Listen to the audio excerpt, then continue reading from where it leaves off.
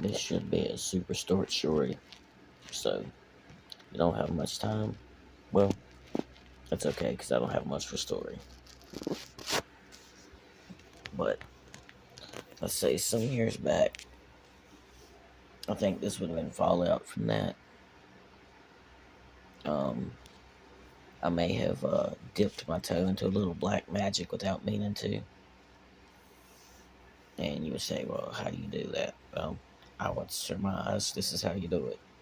I'm guessing there's multiple ways, but personally, I came across what was supposed to be I think it was like a protection sort of spell or something, like a Wiccan type of protection spell. And it was in Latin, strangely enough. Should have been the first red flag, right? Of course not. So I used to take Latin in school, so I had the bright idea. You know, let's translate the Latin and see what it says. It's just something I still do it sometimes when I get bored, you know. Well, this particular time, I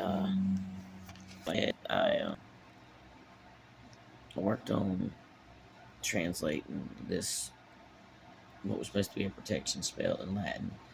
It turned out it was more like a summoning, you call it.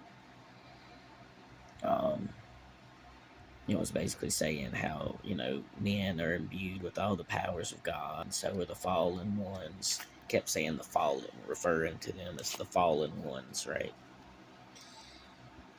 Basically saying that with man's knowledge, or with man's ability and knowledge, and the angels' knowledge of how to use the power, you sort of combine those two things, and you don't really need God. And it kind of got darker and darker as it went.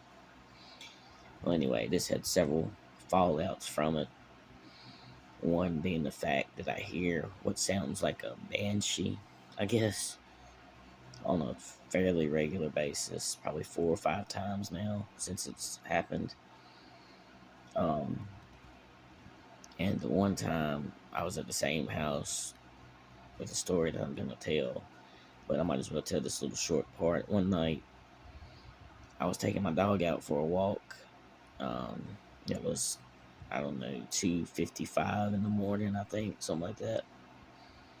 And of course, the dog had to go out, so I opened the back door, let him out, because he's a little small dog. He uses the bathroom and he comes on back to the house. He was an old dog at that point. But I open the back door and I hear this blood-curdling scream.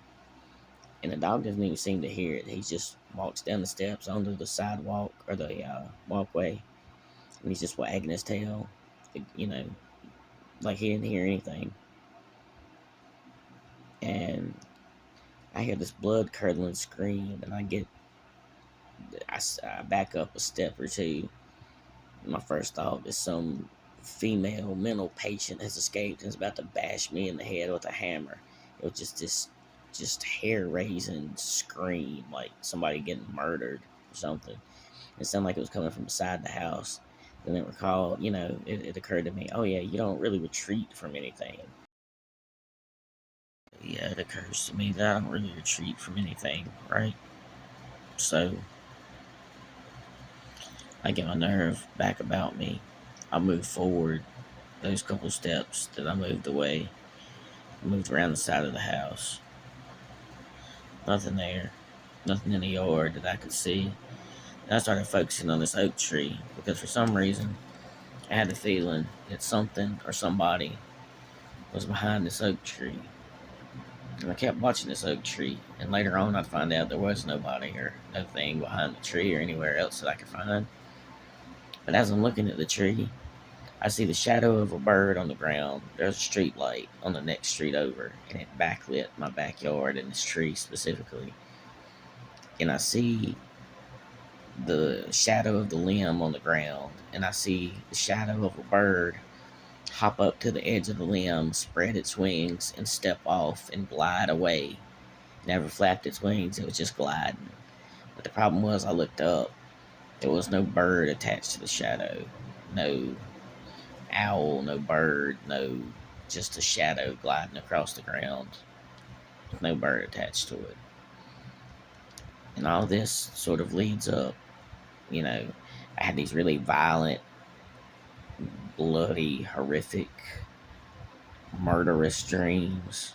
That was also part of it for months. And every time I'd wake up, I'd see a black figure standing there at the end of the bed. And it would start to move around, glide around the room, around the walls. And then eventually it would start to move up across the ceiling, the floor, the walls. It would just sort of move in all directions.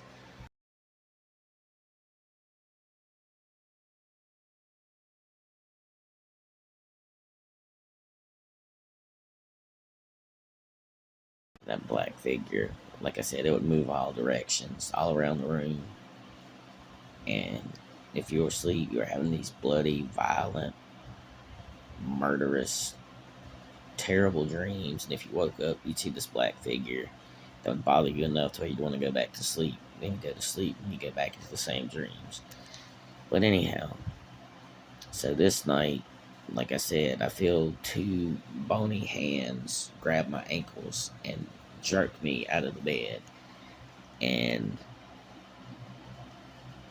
it's woke me up out of dead sleep. And I used to keep a gun under my left pillow on my bed. And I'm scrambling trying to reach for this gun, but I can't get to it. So I'm trying to sit up to flail, to swing at anybody that's, you know, got a hold of me thinking that I'm being robbed, right? Logical conclusion. And by the time I wake up, hold on, let me demonstrate for you so you get a picture of what I mean. But by the time I sit all the way up, excuse the fan noise. By the time I sit all the way up, my legs are, this far off the bed, right? And then I can't feel the hands anymore. I can't feel